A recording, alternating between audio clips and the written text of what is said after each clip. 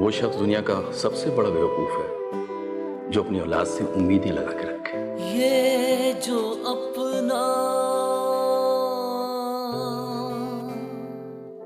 दिल नहीं लगता, क्यों होता है ऐसा? दूर नहीं है अपने फिर भी दर्द है जाने कैसा। मैं आज से कॉलेज नहीं जाऊंगा, रिटायर हो गया हूं। जब एक पल में टूट ही जाए, पूरे हो गए, जिम्मेदारियां पूरी नहीं कर सकते इस घर की। फिर एक पल में जुड़ते नहीं हैं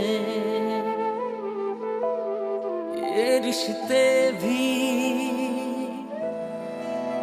क्या रिश्ते हैं? सबसे ज्यादा मुखलिस औलाद, सबसे ज्यादा कुर्बानियां ली जाती हैं। मिलते हैं पर मिलते नहीं हैं। जलता फलक है, जलती जमीन है, तेरे बिना माँ कुछ भी नहीं है।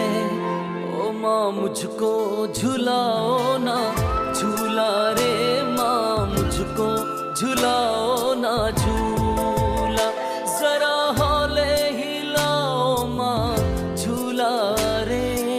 इस घर में सबको सिर्फ मेरा घर दबाना आता है।